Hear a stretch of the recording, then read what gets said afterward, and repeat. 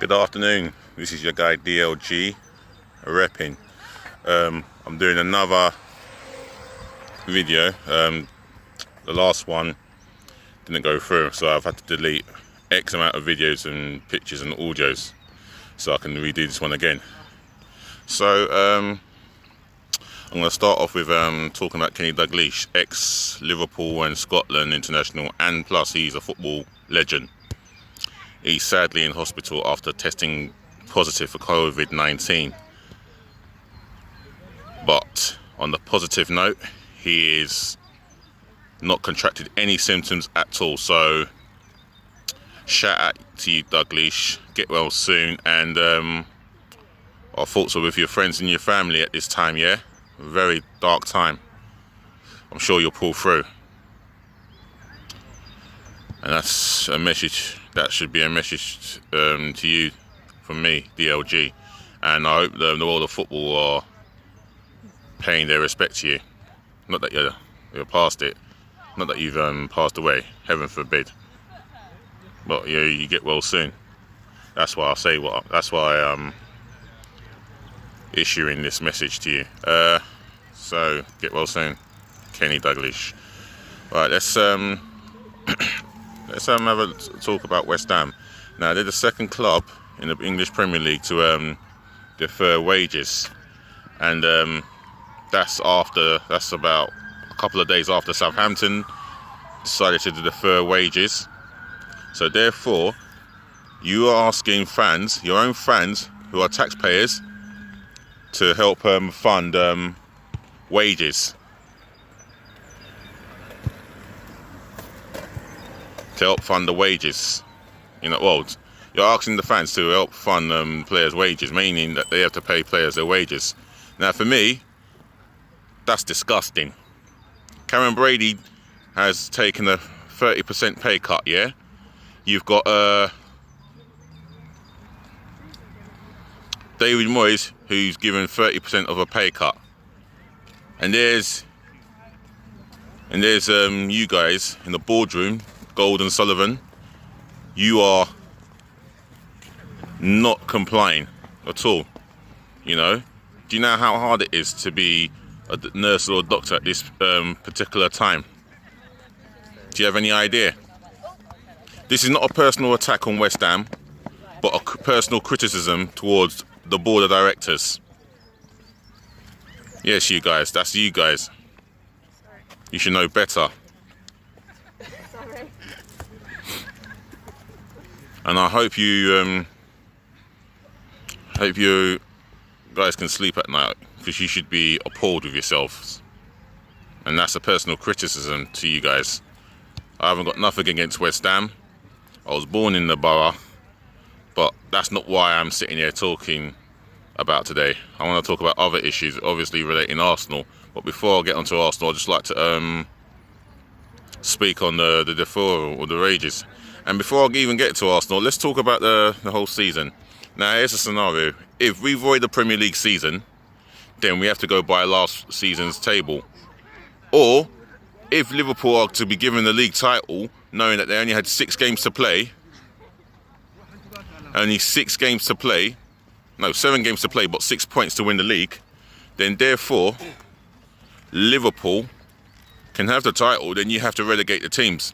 Then you have to promote and relegate teams in the English League division. It's as simple as. You can't, for the life of me, you can't just give Liverpool, well, if you want to give Liverpool the title, then you got to relegate the teams. It's as simple as, Because if you just give Liverpool the title and not deal with the other teams at the bottom top of other leagues, then imagine a team like Sheffield United. Their fans are going to talk amongst themselves with not much optimism, Are we going to be that same team? Because we've done so well to be sitting in 5th place at this pandemic crisis, and yet all we're getting for it, is nothing. So we're going into the new season, not knowing who's going to be playing for us. And Sheffield United have been a surprise package because their players are unknown. They're obviously not been watching the Championship as much, and not many players study them. But there you go. But voiding and nullifying the season. I mean, it's nothing against Liverpool. It's nothing against any team. You know, this is just an unfortunate predicament that we're in. But I would say I don't see the season happening past April the 30th. So therefore, it would make sense to void it, so players can go on pre-season. And Kevin De Bruyne has said it. There is no point of continuing the season. You know, it's not a dig at the team who's top of the league, top of the Premiership, should I say? It's not a dig. It's for the simple fact is, yeah, you expect the players to go straight back into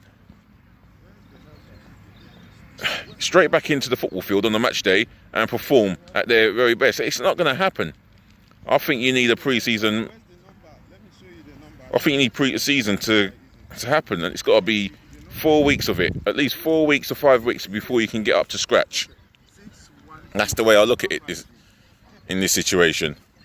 So, you know, guys, drop your comments below. Drive the thumbs up or down like button, but more thumbs up as much as I can get. And more importantly for me, please do, pretty please, kindly drive the subscription button up for me, yeah? And I'm going to say thank you to the individual who subscribed to my channel. You know, I'll take that one on board. It's not easy, but yeah, enough praising where praising is due, yeah? So thank you, whoever you are. I don't know where you live, I don't know whereabouts you are in the world, but thank you for subscribing. Anyone, like coronavirus, anyone can subscribe to my channel. Feel free to do so and drop a comment below. So I was thinking about this today, and my dream Arsenal team for next season, if it's realistically possible. Leno in goal, and my explanation for that is he's a top class league goalkeeper. He's been consistent. I mean, the stats says that he's made the second most saves, only behind Martin Dubravka. You know, so that tells me how consistent he is. What else can I say about him? He could be more commanding in the box, and he's got to be much more stronger or braver at set pieces and lead his he's got to command the penalty area where he's at, and that's the truth for me. He's got to command his penalty area. That's my only criticism of him. But overall, if I can mark him on this season, that is 75% done, I'll give him a 9 out of 10. He's a candidate for Arsenal player this season. So mark my words. Bird Leno, you're in goal for next season. I haven't got a problem with you. I think you will improve in time. My right back for next season is Max Aarons. He's an exciting, not just an exciting young prospect, but he's got a hell of a future ahead of him. He could be England's #1 right back for years to come. I mean, look what's happened to Kyle Walker. He's got himself into so much trouble, and rightfully so. Gareth Southgate is right to make sure that he never play for England while he is manager. So that's enough on that. But Max Aarons, he's quick, defensively better positioned than Bellerin. I think I'm better positioned than Bellerin when I'm sleeping in my bed.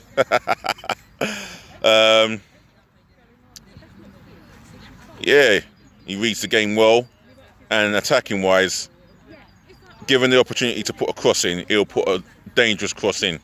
I do like the guy. I mean, Tottenham are after him as well, so it speaks high volumes about him. So Max Aarons is my right back. My centre back pairing, I'm going to start off with William Saliba. For me, a future French international. he's definitely one for the future. I mean, he's already been linked with Real Madrid and he has not even kicked a ball for Arsenal. Nowhere near kicked a ball for Arsenal yet. But the reports in France is he's performing well in the Saint Etienne team that's not doing so well. But I'll have a look at the league table. I could be wrong. But he is putting in his own personal performances. And I hear that he's quick, tall. I know that he's tall, but I know that he's quick, good in the air. And he's a talker on the pitch. And that's the sort of thing that you need. That's the ingredient that you need to become a leader. And he's got that. And if he's got that in abundance, then yeah, I think he'll go into the first team next season, regardless. But then again, but based on merit more. So yeah, Saliba starts for me. Next season, if we can pull this signing off, it'll be Deo Upamecano. Hands down. Powerhouse. Physically solid in the tackle. Physically dominant in the air. Whether it's a set piece or whether it's a defensive set piece against us. Need I say any more? He's commanding, and another one who's a future for the French national team. As well as the French national team, a future for the Premier League on the long term. So yeah, Daya Upamecano. My left back, Kieran Tierney. Quick, whips in the beautiful crosses. And what can I say about him? It's a privilege to see him play live. And he's going to be a top class left back for years to come, internationally as well as a club player too. My two in front of the four, which is the base of the midfield, Thomas Partey and Ceballos. I would like to see us sign Ceballos on the permanent, and Thomas Partey. But let me start off with Thomas Partey first. This is the guy that we ideally need. Someone who's solid, someone who's quick in a tackle, is not scared to get the ball, plays good. Apparently he plays good passes, and he's very well disciplined. I mean, Simeone, he knows how Simeone stays. He knows how Simeone works, and he knows what is expected of him. And he's definitely eager to be in the Premier League someday. Maybe we can make it happen for him when this crisis is over. Again, I'll speak about how the transfer is going to work, or how I think the transfer is going to work in my prediction. So yeah, Thomas Partey. I would like to see Ceballos in there because we need someone who's closest to Santi Cazorla, and I think in time he will flourish in that position. You know, he can see a pass, can play a long distance pass. He gets stuck in a tackle.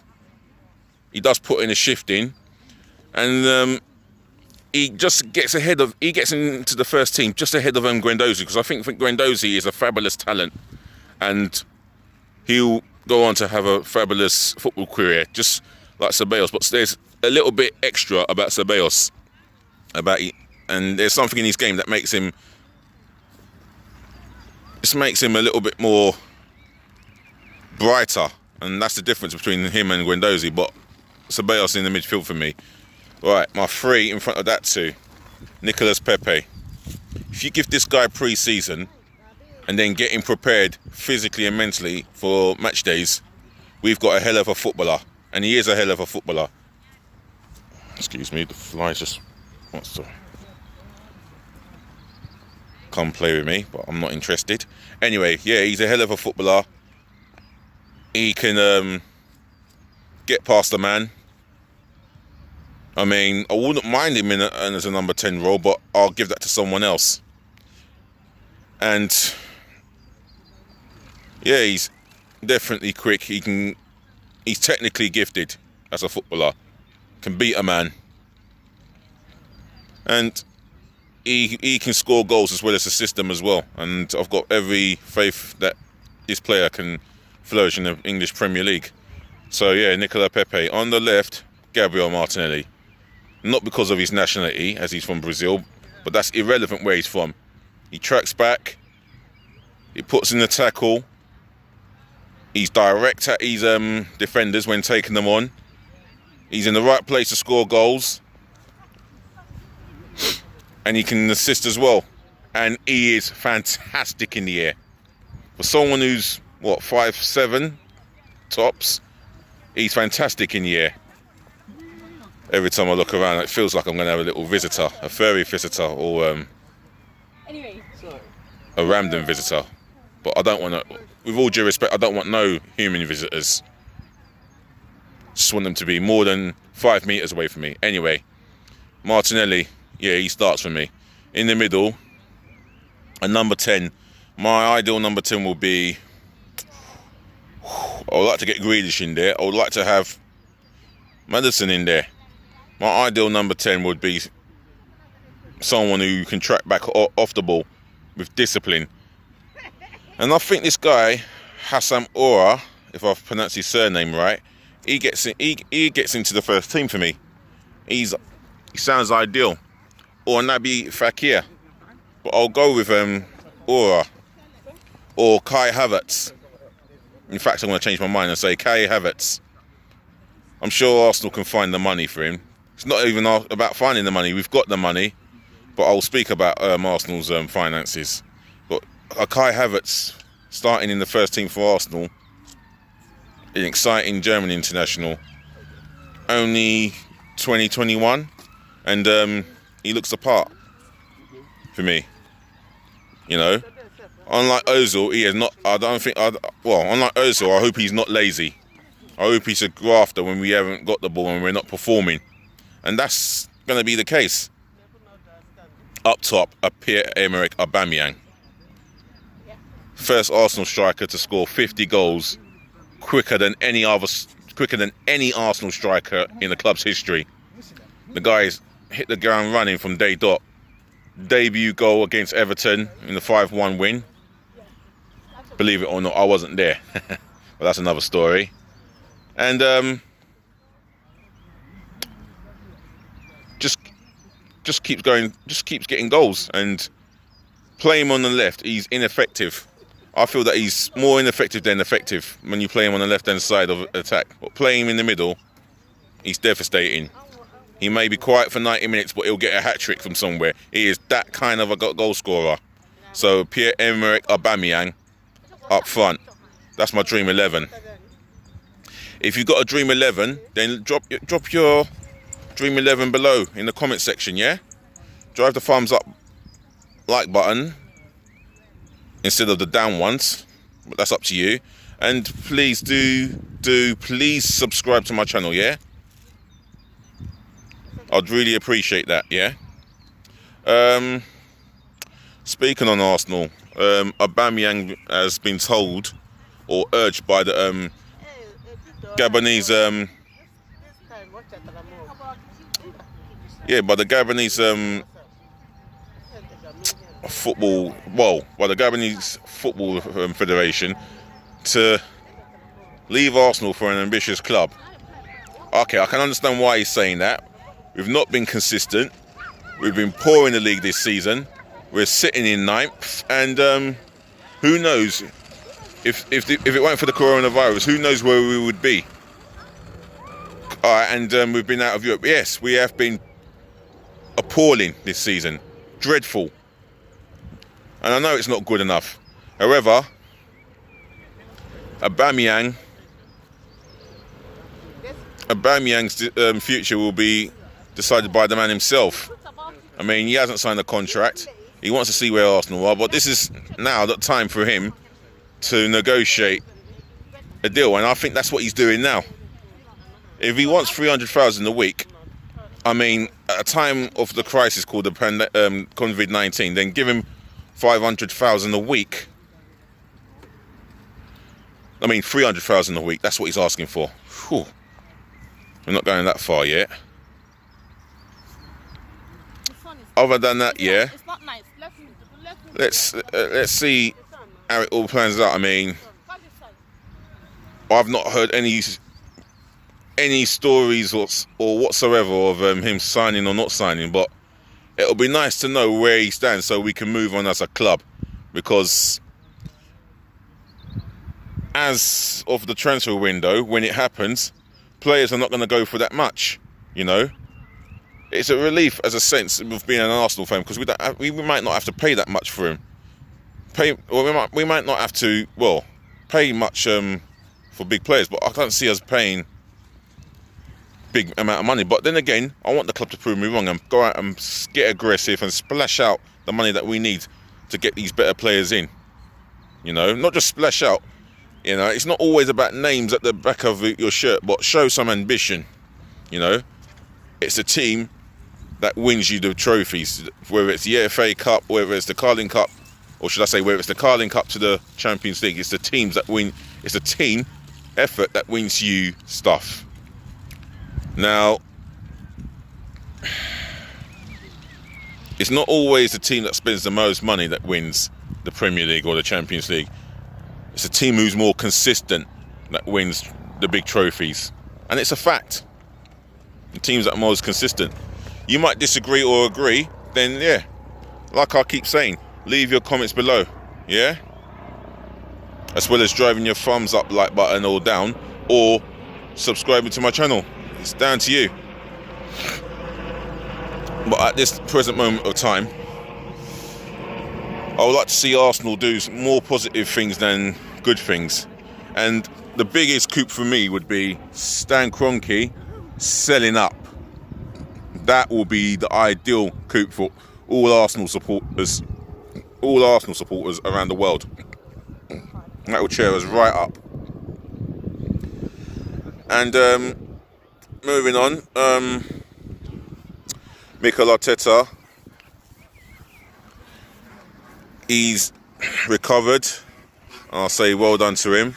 And also, I've said well done to Callum Hudson-Odoi. But so far, Arteta as a manager, he's got all the credential and potential to be a successful Arsenal manager. I mean, I've heard others say that he's not the long-term solution. Well, you know what, yeah? You lot need to have patience. This is how...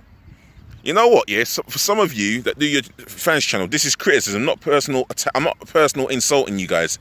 But this is some criticism coming from me to whoever says these things. Listen,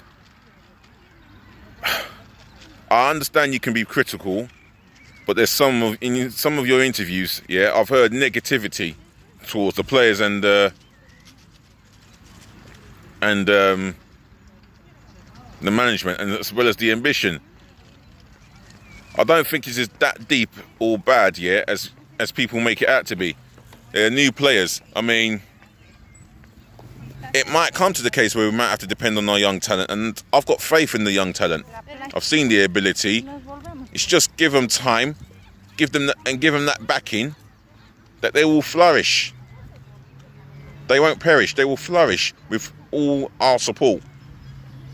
As long as we get together as a fan base, we can get them through. You know, I mean, we don't have to get along, but the most common ground this year, we respect each other's opinion and we try and get behind the team as much as possible. That's what I think. And moving on, let's talk about the season. If it is to be void, then pre-season has to come in as soon as possible, because I can't see the season resuming and players that are at home doing their exercising, it's not enough. They need to go through the full training. And I'm talking about players from the Premier League to the League 2. They need to go through serious amount of training. And pre-season would be ideal for me. That's more realistic, pre-season. And that's what needs to happen, you know. If we cancel the season by avoiding it and nullifying it, then it will be a great shame on Liverpool, because they're only 6 points away from winning the league title, and they deserve to win the league title. And I've said it before, they've been the most consistent, they've played the best football, I think they've scored the most goals, and defensively they've been the best. And even when they've not played well, they've grinded out results after results. So that just shows you the sign of champions. And you got to give praising where it's fully deserved. And Liverpool deserve the praising for being the most consistent team. And they deserve to win the Premier League. And I hope if the season was to resume miraculously, I hope they go on to win their first title in 30 years. Congratulate where they deserve it. Because they have been the best this season. They're 25 points clear for a reason. I mean, mind you, talking about voiding the seasons, yeah? Or voiding a campaign in the Belgian league, like I've said before. Club Brugge. Club Brugge were rewarded the league title. They rewarded the league title, yeah? Other than that, yeah? They were 15 points clear. So make that one out, yeah? Make out what you want to make out. Work that one out. But let's see what happens. Let's gradually see what happens. I feel, well, if they're going to continue this season, then realistically, it's got to be played behind closed doors. That means players would have to train behind closed doors in the build-up to the next fixture. You know? That's my intake in it. But hey, what do I know? We'll just see how it plans out. I'm looking forward to hearing the FA decision on this, you know. I am really looking forward to hearing what the FA have got to say about this. They said the season will resume sometime after early May. Well, we'll wait and see what sense we can make out of it. Other than that, yeah, I think I've said what I need to say. Drive the thumbs up like button. Leave your comments below. And yeah, please do subscribe to my channel. Yeah, now that I've got another subscription, which is 16, I need another 984 more subscribers, and then I can do your live stream. Obviously, I'm going to do that from home. So let's see how that works out, yeah? I think it will work out good. So I've still got a lot of work to do with my logo and whatnot, but I'll get there in the end. By God willing, I'll get there. So ladies and gentlemen, boys and girls, I'm going to make my way home, yeah? Get away from human beings, if I'm being honest with you. And relax. So peace, bless and love, yeah? DLG Reppin. It's a pleasure to speak to you again.